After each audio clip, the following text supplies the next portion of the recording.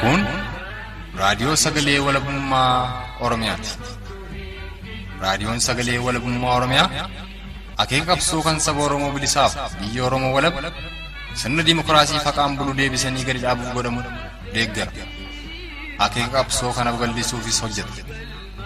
Birmadummaan Oromoo dafqa dhiigaaf lafee ilmaan Oromoon dhugooma jedhee amana. Dhaggeeffattoota isaas wareegama qaalii kanaaf kakaasuuf carraaqa. Kun raadiyoo sagalee walabummaa Oromiyaati.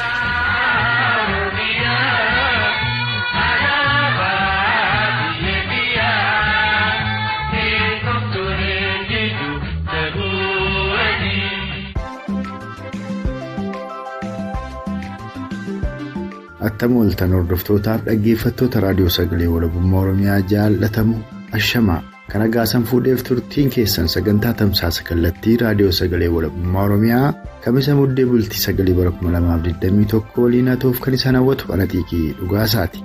Sagantaa keenya guyyaa har'aatiin ammoo erga humnoonni TDF takkaa TPLF bakkoota kaaba Impaayera Itoophiyaatti qabaratanii turan lakkisuun gara boodaatti deebi'aniis humnoonni mootummaa koloneeffataa Impaayera Itoophiyaa Koloneel Abiyyiin durfaman magaalotaaf akkuma waliigalaattuu honoota konyaa walloodhaa garaagaraa seenuun hawaasa Oromoo gidirsaa jiraatu irratti sanarras ammoo darbanii naannolee ollaaf biyyoota allaattuu tarkaanfatuudhaan gidirfama hawaasa Oromoo walloorraan geessisaa jiraatu irratti odeessa arganneef marii Oromticha walloo tokko waliin tolfanne dabalatee gara ba'a Oromiyaa godina Harargee ba'aatti ammoo bilbiluudhaan haala hawaasni Oromoo magaalaa Harariif naannoo sanii keessa jiran addatti haala hawaasni Oromoo hunda dirree xiyyaaraa mudataa jiran irratti odeessa miseensa qeerroo bilisummaa Oromoo ba'a Oromiyaa irraa argannetu sagantaa kana keessatti isiniif dhiyaata. Turtiin keessa nagamaa kurfii keenyaatti nu faana haa ta'uuf ammas irra deebiin isaan hawwataa jalqaba irratti haala hawaasni Oromoo magaalaa Harariif naannoo sanidha keessa jiru irratti marii miseensa qeerroo bilisummaa Oromoo ba'a Oromiyaa hunda dirree xiyyaaraa waliin tolfanne isiniif dhiyeessuun saganticha saaqan sunis muuziqaa ce'umsaa kana booda eegala.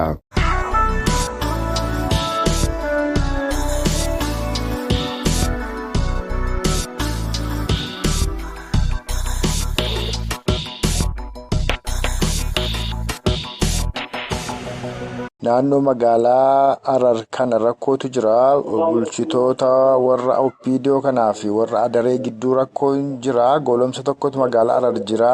Dargaggoota Oromoo immoo dirree xiyyaaraa ta'u naannoo sana adamsanii hidhuun itti fufee jira. Ijoollee hedduunis baqattee jechuun dhaga'e. Maaltu jira magaalaa Harariif naannoo sana akka dirree xiyyaaraatti maal keessa jiru dargaggoonni gamasii? Magaalaa Harariif naannoo dirree xiyyaaraatti haala ulfaataa jira. Galgala sa'a 4 booda sochiin takka salpha qobaanii deebiin hin danda'amu. Bifa adda ta'een saamichaa jira. Olii gatti yoo deemte sa'a malee waan bishaanii kan waan maasee kan jenni. Maqaa bibittilanii bakka nama kana waan jillee fi waan taa'anii cufarra kaa'anii akkanumatti olii gatti burjaajii jira bakka dhibbatti walumaa galatti haalli nageenyaa ulfaataadha. Hayyee. Ammas deebi'ee dabalataa wanni biraa maaltu jira seete? Haaya. Leenjii gaachana sirnaa janiiti hawaasa manguddoo gaa jaatamiitii fi nama dadhabaa ketteetii fi kana dandareessaa oli qabanii yoo leenjii sanirraa hafe birrii 100 dabama. Yoo leenjii sanuu walitti dhaabee maallaqumaan kan naa waliin dhabu ilaalcha taappellaa jiru taasisanii jiru kana qabanii kana lafaa fuudhanii sirradhaan. Hayyee yoom jalqabe maal leenjiin gaachana sirnaa baanan kuni baa Oromiyaa kana keessatti gara godina Harargee lixaa tureera ammoo kibba Oromiyaa Gujii Boorana keessa tureera. Godina Arsii lixaa kana keessatti akka malee hammaataa akka jirudha kan himamu. Amma kan gama keessanii kun yoom eegale eessatti immoo leenjiin kun? Aradduma araddaa bakka jirutti mana barnootaatii fi mooraalee araddaa hamsa keessatti leenjii janii uummata gurguddoo deemte wanta godhanii gargaarsi marsaa 5 gaggeeffamee ture. Eenyuun gargaartu jedhamu gargaarsi kun kamaani? Karaa iyyatti biyyaa janii warra konkolaataa qabu birrii homaa janii uummata kaan nama 500 janii jiraataa dhuunfaa. Bakka kanaa wajjin wal qabate yoo kan nuu baatte siinaa siin jenna waan takka yoo balleessite milishaa araddaa keessaatiif aangoo daangaan qabne kannanii bakka nuti siin jenne irraa hafte janii maallaqa kan fudhatan siin muratanii irraa fudhatanii jechuun hawaasa burjaajeessaa jiran adeemsa kanaan. Dhiyeenya kana dargaggoota Oromoo haaluma hojii barbaacha bifa garaagaraan naannoo magaalaa Hararii jiraataa turan qabanii walitti qabanii bifa isaan ittiin ukkamsanii mooraa leenjii waraanaa geessuudhaaf yaalanii dargaggoota kana agi tokkollee harkaa faca'antu himama. Mee waan sanoo maal quba qabda? Odeeffannoon bakka wanni kun amma nu bira takkamtee jira seete. Kanuma irraa dhageenyu amma guyyaroo darbe torbee dabre keessa aanaa gursimii fi jaarsorraa bakka irraa oofanii hin beeku beekteen. Hayyee. Konkolaataa 85 dhaabbadee karaa reefii lakkaa'een baana karaa ijaarsa biyyaa janii Hacaaluu Hundeessaa itti bananii fi Hacaaluu Hundeessaa dhaggeeffachaa deeman Hacaaluu Hundeessaa fi nyaatanii dhabamsiisanii jechuudha. Hayi raayyaa ittisa biyyaa warra leenjiidhaaf deeman sana moo waraanuma kaatti banatee dhaggeeffataa deemu? Ijoollumoochuu sibiilii qabdu tana akka ganaa mooraa leenjiitti galchuuf akkasitti Hacaaluu Hundeessaa sirba Filippii inni bara 2015 gallakkisiisan. Filippii sana itti bananii fi deemanii haala ulfaataa jira bakka namni walitti qabamee taa'uu hin danda'u irraa adda dureedhaan naannoo aanaa tajaajilaraatii fi bulchiinsa magaalaa Hawwataayitti namni walitti qabamee gadda gaggeeffachuu hin danda'u, cidha gaggeeffachuu hin danda'u. Wannummaan keessa jiramuu bakka saamicha bichaa jira. Saamicha bakka kaayyoo ulaagaa seeraa garee takka ta'u walitti qabamtee namni biyya seera qabdu biyya mootummaa jira jee namni haasa'uu fi rakkoo ilaalchaa qaban jaanan akka nama dhuunfaa tokkotitti. Seeraa fi seera nu jedhamutu hin jirtu garee shiftoota rakkaatu walitti qabamee saamuu fi saamsisuu irratti waliigalee bakka namni karaa barbaadeen hawaasa saamaa jira jechuudha. Egaa kan Oromoodhaa kaan humnaan qabameetu lola sallaallennetti geeffameetu obbaafamaadha jira. Kaan kunoo taa'eetu manaddu'aa jira. Kaan saamamaa jira. Rakkoo kana maaltu nurraa fixaa jedhama silaa Oromoon maal dubbata hawaasni? Hawaasa keessa kaawwanni kursee sagalee baasunuma jira. Hawaasni akka waliigalaatti wanni barbaadu bilisummaa waaraa barbaada. Bilisummaa waaraa saniif ammoo silaa bakka itti hirkatee gargaarsa karaa waan hundaan godhu fedha. Gidiraa guddoo irra gaggeeffame gidiraa hadhooytuu jechuun waan hangana hin jamne. Huccuu fakkeenyaaf magaalaa leettee huccuu akka leenjiraatitti chaayinaan fi kunkunta hodhanii biyya keessa raabsanii jiraame. Kana uffattee deemtee saamanii jechuun waan takka yoo jette warri miseensaa fi haadiree fi dabballoonni bilisummaa kun konkolaataan alaa bisinjanii yoo bakka hin qabu jetteen juntaa yookaan shaneesanii taappellaa kanaan figidirisuu baranii jechuudha. Haalli jiru amma bakka taatee bakka hundatti beelii guyyaa gaggeeffamtu hangaan lakkaa'eetiin jechuudha. Lakkoofsi lakkaa'ee guutuutti taatee kanaan hawaasni liqeeffamnaan irraa akka nama tokkootitti calliseetuma waan hin godhu wallaalee jiraan baana. Amma miseensonni qeerroo bilisummaa Oromoo bifa haaraan deebi'anii ol ijaaruudhaas eegalanii sochii tokkottis turani. Sun amma silaati haala ammaa kana keessatti uummata kanas qindeessanii haa ta'u gara waraana bilisummaa Oromoo barbaadanii leenjii fudhatus haa ta'u bakka jireenitti ol ijaaranii tarkaanfii fudhachuu haa ta'u sun waanuma gaarii turte.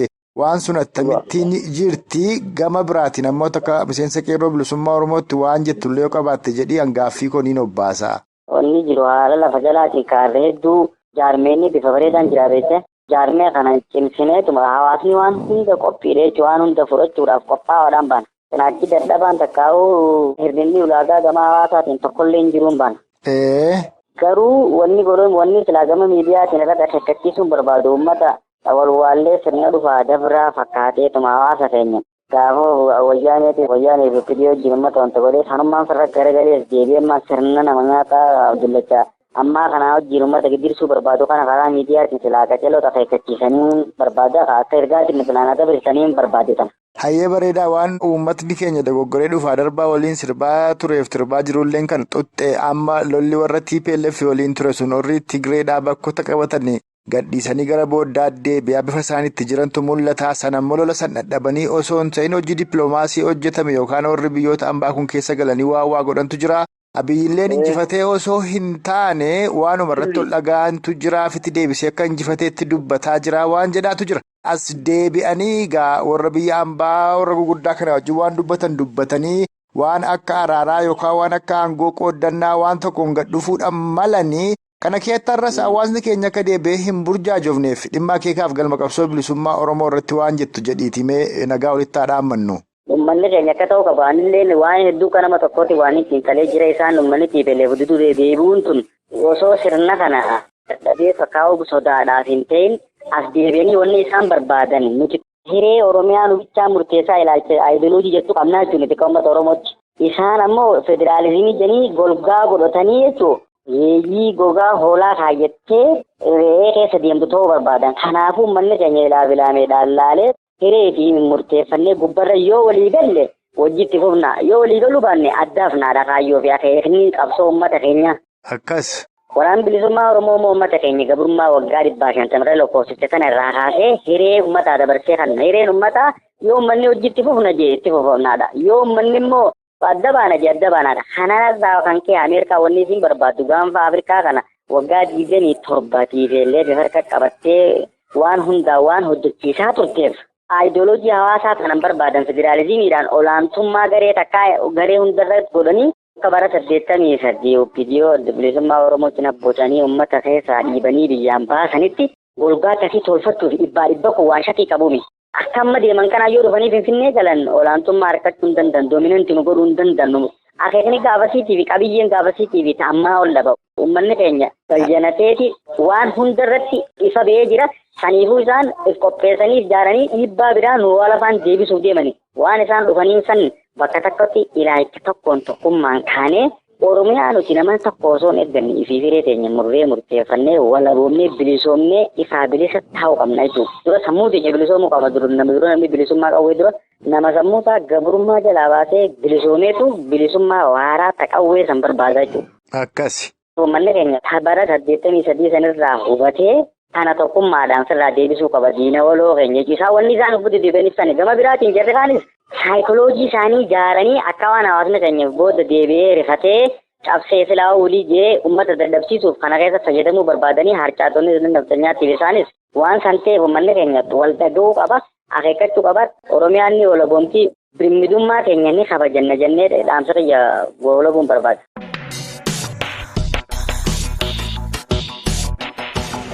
Kan amma dhageessan kun gara baha Oromiyaa godina Harargee baawona dirree xiyyaaraatti bilbiluun akka waliigalaatti haala hawaasni Oromoo godina Harargee bahaa magaalaa Ariif naannoo sanii addatti hora dirree xiyyaaraa mudataa jiru irratti odeessa argannee san dhageessifnedha. Kanatti immoo aansuudhaan haala hawaasni Oromoo kaaba Oromiyaa konyaa walloo mudataa jiru qoratuuf jecha gara biyya ollaatti bilbilee marii bal'aa Oromticha dhalataa kaaba Oromiyaa konyaa walloo waliin tolfannee fi odeeffannoo haala hawaasni Oromoo kaaba Oromiyaa konyaa walloo keessa jiru irratti isarraa argannetu isaniif dhiyaata. Akkuma liinuu quba qabnu kaaba Oromiyaa konyaa walloo irraa tajaajilli neetwoorkii bilbilaa fi intarneetaadhaa guutummaa guutuutti citee waan jiruuf kallattiin bilbilee hawaasa Oromoo konyaa walloo keessa jiru irraa odeeffannoo argatuun rakkoo ta'ee jira.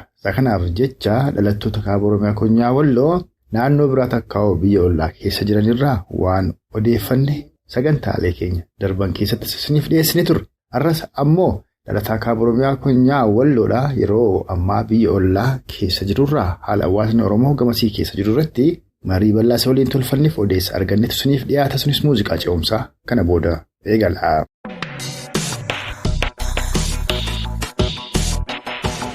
Akkuma liinuu quba qabnu intarneetaaf neetwoorkii bilbilaadhaa guutummaa guutuutti kaaba Oromiyaa konyaa walloo irraa balleessanii jiru. Haa ta'uutii isin akka maatiitti haga tokko quba oluma qabdu. Hawaasni Oromoo kaaba Oromiyaa konyaa walloodhaa erga warri humni TPLF boodatti deebi'e as maal keessa jira? Ayyee duraan dursee waa'ee dhimma saba kiyyaa addunyaaf dhageessuudhaa fi nagaafachuu keessan baay'ee sin galateeffachuu barbaada. Kanatti aansuudhaan hawaasni keenya baaga waraanni TDF hodduuba deebi'ee duraanillee rakkoodhuma keessa ka ture ka duraa sunillee rakkoo meeshaa gurguddaa halaalaaf shuggaggachuu fi akkasumas karaa dirooniin irraa gadi rukutuudha ture. Amma immoo kan adda isa godhu humni addaa naannoo Afarii sunii fi akkasuma Kafaannoo ofiin jedhu humna addaa naannoo Amaaraa sun ol seenee akka ijoollee shanee waliin hidhata qabdu ammas immoo TPLF wajjin hidhata qabdu jedhanii manaa baasanii yerootti ajjeesaa jirantu jira. Kaan immoo hidhaa jiranii kaan eessa buutee akka keessan hin mul'anne haga ammaa kan dhabamaa jirutu jira. Gabaabumatti rakkoodhuma keessa jiraate hawaasni keenya ammallee. Mee akka guutuu wallootti onoonni takkaa'u magaalonni rakkoo hamaa mudataa jiran kan faadha guutuu keessaa? Magaalota walloo jiran keessaa kana hojjennu hin qabnu. Magaalaa dhalataan walloo keessatti argamu kana jedhee waan adda si baasuun qabu. Garuu baay'inaan kan akka magaalaa Godinichaa akka taate magaalaa Kamisee akkasumas immoo magaalaa Caffaarobitii fi magaalaa Axayyee fi Baateedha. Baay'inaan kan irratti uummanni keenya miidhamaati jiru kan rashanamaa jiru. Garuu immoo bakka hundallee kana uumas hin jedhuun qabu gabaa uummatteetti magaalaa hunda keessatti rakkoodhuma kanatu deemaati jira. xayyaaraan rukutuun sun amma dhaabbatee lafooni kan itti seenanii jiran. Akka odeeffannoo guyyaaleen gaddaa argatetti xayyaaraan rukutuun sunillee bakka tokkotti hin dhaabbanne magaalaa keessatti illee ta'uu baatu baadiyyaa keessatti bakka waraanni hafeera jedhee shakkutti waa tarkaanfii xayyaaraallee fudhachaatii jira hin hafne. Magaalaa keessatti humna lafaatiin liyyuu haayilii naannoleetiin akkasumas immoo gara baadiyyaa keessatti immoo dirooniidhaan kan rukutaatii jiru ammallee.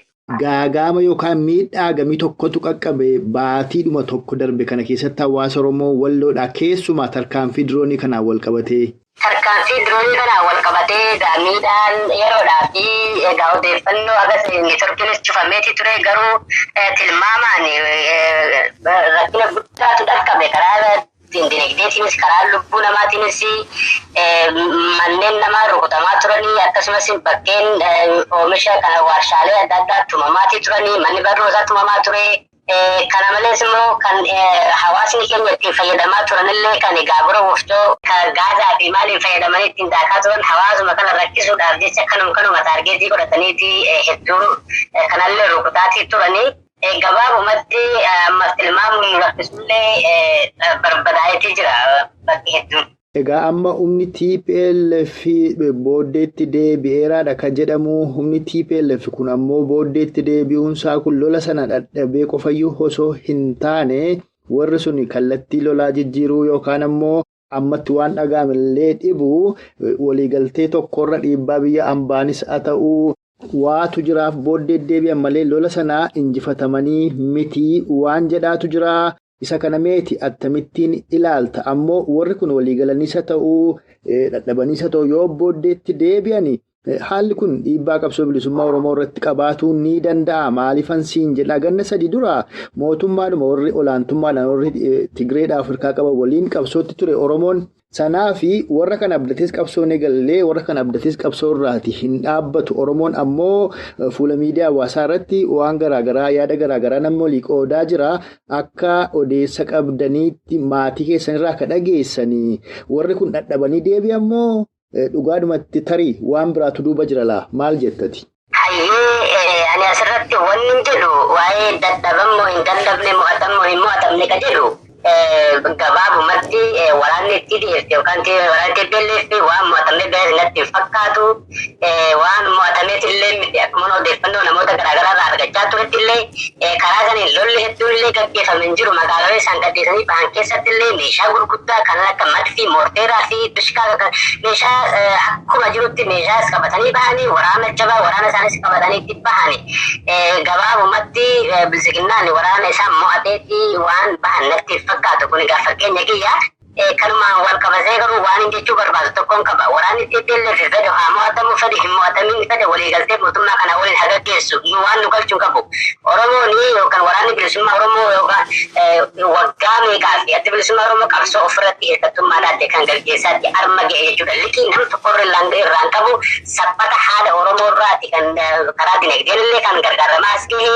humna dhiiga ilmaan isaatiitu dhangala'aa as ga'e qabsoo kanarratti goota hedduutti dhabne ilmaan hedduutti dhabne innis sababiin haga ammaallee nu tursiise sababii nuti biyyoota alaatii fi kan biyyoota ollaa bakka fedheeyu haa ta'u kan waan qabsoo ofirratti hirkattummaa gaggeessaa jirruu fi kan waan nama jala hin kufneef liqiin waan nurra hin jirreef jechuudha kanillee lolli kunillee kan dheerachaatii jiru sanii fi TPLF deemee dhufee waa tokko qabsoo bilisummaa Oromoo kana hojjetuubatlee deebisuu hin danda'u nuti kaleessas nama tokko amanneetiin miti ilmaan Oromoo ilmaan abbaa tokkootiin lafaa fi lafee uummata Oromoo bilisa baasna jedheetti adda bilisummaa Oromoo kan qabsootti seene waraanni bilisummaa Oromoo kan qabsootti seene haga har'aallee yeroo mootummaan abbaan fedhe dhaqee abbaan fedhe dhufu dantaadhaan gowwoomsamuu dhabeellee kan saba kanaaf du'aa jiru kan lafa Oromiyaa kanaaf du'aa jiru har'as nama jala hin kukkufu lafee kootiin dhiiga kootiin lafa Oromiyaa fi lafa Oromiyaa bilisa baasa jedheetti kan daggalaa jiru sanii fi waraanni TPLF deemee dhufee kun rakkoo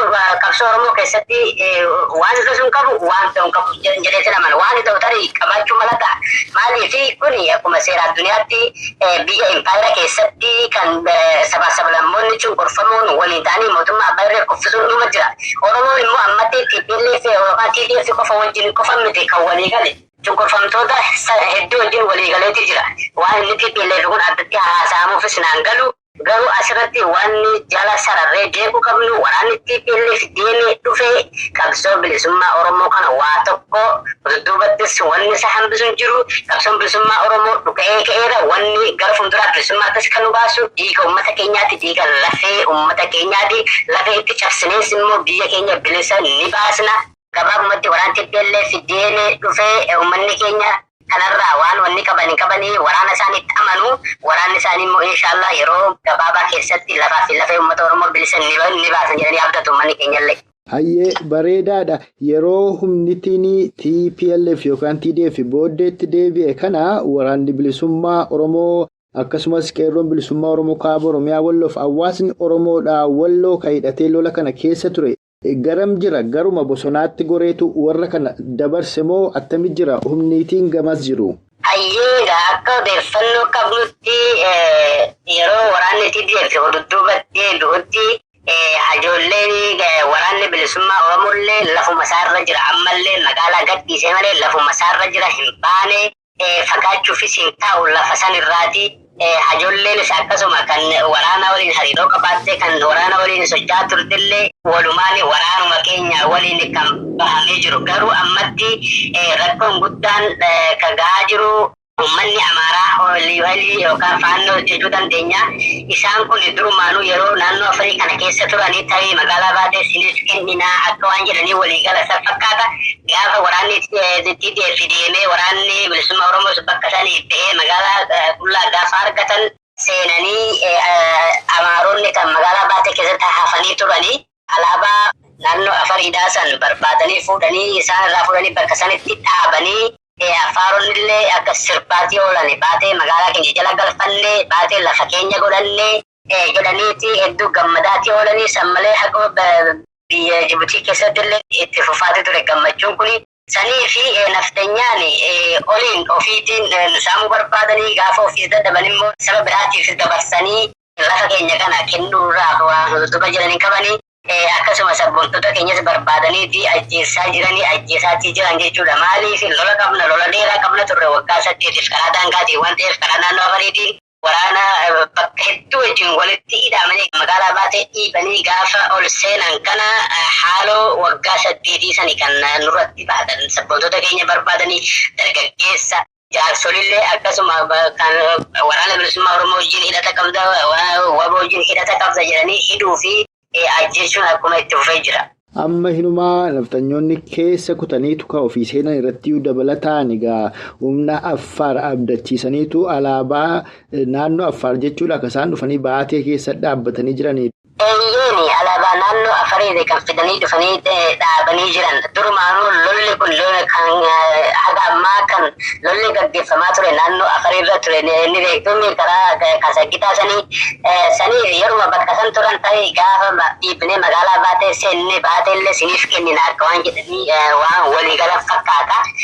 Akkuma kallattumaan magaalaa baatee seenanii alaabaa isaaniitti kan dhaabanii garuu asirratti wanni nama ajaa'ibu tokko bulchitoonni bilisiginnaa kan Oromoo fi jedhan kan maqaa Oromoo qabanii alaabaan naannoo Afariidhaa yeroo magaalaa baatee irratti dhaabbatu waa tokkollee ittiin fakkaanne jechuudha. Xiqqoo takka humna tokkollee ittiin fakkaanne kanallee Oromummaa gaadan tarii maqaa Oromoo qabanii afaan Oromoo dubbatanii garuu immoo yeroo alaabaan naannoo Afariidhaa bakka sanatti dhaabbatu waa tokkollee ittiin fakkaanne uummatatu waan kana aariidhaan guutameeti waan kana furuudhaaf tattaafachaa ture malee. Amma yeroo warri TPLF magaalaa gamasii gadhiisanii gamasitti booddeetti deebi'an akkasumas humniitiin waraana bilisummaa Oromoo magaalaa keessaa bakka mijatutti yeroo gadi ba'anii amma ta'aa jiru magaalota kaaba Oromiyaa Konyaa Walloo qofa osoo hin taane biyyootuma ollaattuu darbanii hawaasa Oromoo Walloodhaa kan biyya ollaa keessa jiran adamsuutti ce'anii jiru, nama ukkaamsuutti ce'anii jiru, saamsisuutti ce'anii jiru waan jedhaatu jira. Mee gama kanaan maaltu jira? Gama Affaariin maaltu jira? Darbee aga Jibuutiitti maaltu jira? Kana mee bal'ina isaa nuu himi.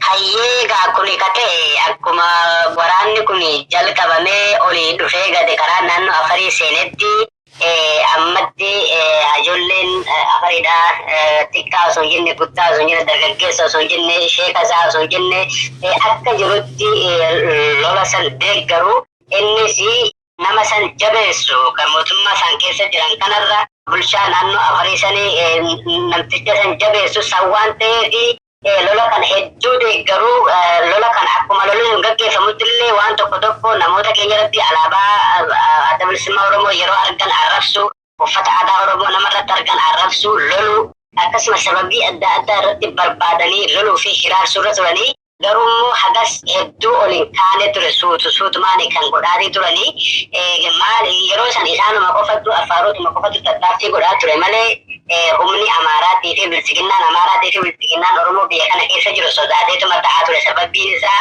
magaalaan baatees to'atamtee waraana bilisummaa Oromootii fi waraana Tittii jala bulaa turte waan ta'eef yeroo san ribanii sodaatanii illee turan amma garuu yeroo mootummaan Abiy Ahmed diidee ol gara godina keenya gara magaalota Dasee Kombolcha gaafa qabate kanas mootummaan keenya eegana nu moo'ee Tipeelleetiin moo'ate eegana namisa kaasullee hin jiru saniifuu namoota askee turan kan waraana bilisummaa Oromoo gargaaraa turan kan as keessa humna maallaqaa qindeessanii akkasuma humna namaallee kan as keessa ergaa turan isaan ni beekna garuu kana waan beekanii qaban akkasuma uumma Oromoo ta'e ni beekna hojiin isaanii kana jedhanii waan amananii fi cunqursuu hiraarsuu rukutuu akkasuma dunkaana kan madda galii ijoollee Oromoodhaa kanuma siyaasa tokko keessa illee jirre akka nama tokkotti illee kan dalagatu dukkaanarra deemanii isin waan akkasii gootan jechuudhaan irratti cufaa fi arrabsaa lolaa dhahaatiidha amma kan isaan jiranii. Hayyee kun egaa amma Affaar keessattis Jibuutii keessattis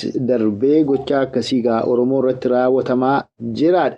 Egaa bara gabrummaaf kolonii kana kan Oromoof Oromiyaa irra bubbulcha hawaasni Oromoo qabsaa'uu dhiisee qofa osoo hin taane rakkoon hanqinoonni garaagaraa jiraatu iyyuu malee akka hawaasaatti jaarmiyoonni siyaasaa Oromoo sammuu akeekaaf galma qabsoo bilisummaa Oromoo barsiisuu irratti hin hojjenne. Isa kanaaf hawaasni kun yeroo garaagaraatti burjaaja'a waan jedhaatu jira. Boris ammoo yoo Oromoon akeekaaf galma qabsoo isaa dhaabbee kee haala dhufu keetti walii gadi hin raafamne galmi qabsoo bilisummaa Oromoo as dhiyaatti warra jedhantu jira. Mee ati dhimma akeekaaf galma qabsoo bilisummaa Oromoo irratti maal jetta? Oromoon maal dhabee maal barbaachaaf qabsaa'aa jira? Eessatti xumuramti galmi qabsoo bilisummaa Oromoo?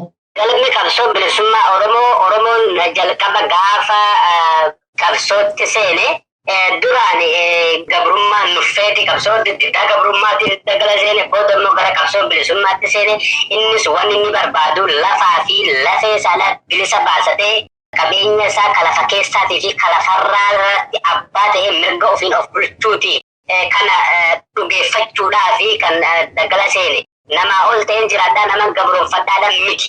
Sanii fi Oromoon har'allee kan lolaatii jiru kan qabsaa'aatii jiru haqa isaa dhaba haqa nabe qaba haqa san argachuudhaaf haqa isaas immoo biyya isaa keessatti kan abbaan fedhe dhufee isa doorsisu kan abbaan fedhe dhufee isa ergatu osoo hin taane akkuma nama jedhetti mirga isaa kabachiifatee aadaa isaa afaan isaa duudhaa isaa biyya isaa keessatti kabachiifatee faajjii itti du'aa ture sanii faajjii Oromoo bakka bu'u alaabaa adda bilisummaa Oromoo alaabaa isaa dhaabbachuudhaaf jechuudha kan gootni meeqa irratti wareegame san dhaabbatee mirga isaa mirga hiree murteeffannaa isaatiif Oromoo kan qabsaa'aa as ga'e nama ergamuudhaafis miti nama illee erguudhaaf miti sanii fi haga gaafa kana argatee Dimokiraasii mirga federaalizimii dhugaa san sirna abbaa gadaa san haga lafarratti deebisee biyya isaa san keessatti ittiin of bulchuu jalqabutti qabsoon bilisummaa Oromoo waan federaalizimii tutte waan federaalizimii jedhu kun waan qabsoo Oromoo keessa jiru federaalizimiin kanuma waggaa 27 fi 8 ittiin Oromoo nyaachaa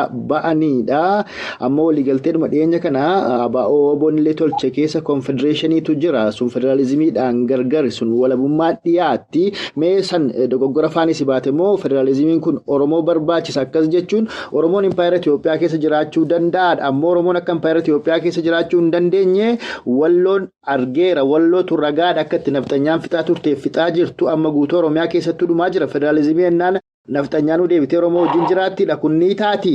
Kanallee akka tasaate afaanii nabe konfedereeshiniidha kan qabsoo Oromoo kan ammatti kan itti wanni jiru saniif kuni waan afaanii nabe saniin miti Oromoon mirga dimokiraasii dhugaatiin jechuu barbaadeetti bakka kanatti sani mirga sirna abbaa gadaa saniin haga deebisee bakka jaarraa 1 of jalaa itti cabee sirna isaa dhabamsiisanii duudhaa isaa aadaa isaa dhabamsiisan deebisee lafa isaa irratti dhaabbatee eenyu nama tokkollee osoo miine nama tokkollee osoo rakkifne biyya isaa irratti abbaa ta'ee jiraachuudha Oromoo kan inni fedhu. Kunis immoo wareegama hajoollee isaatiitiin wareegama ilmaan isaatiitiin bakka isaatti ni deebi'a jedhee nama.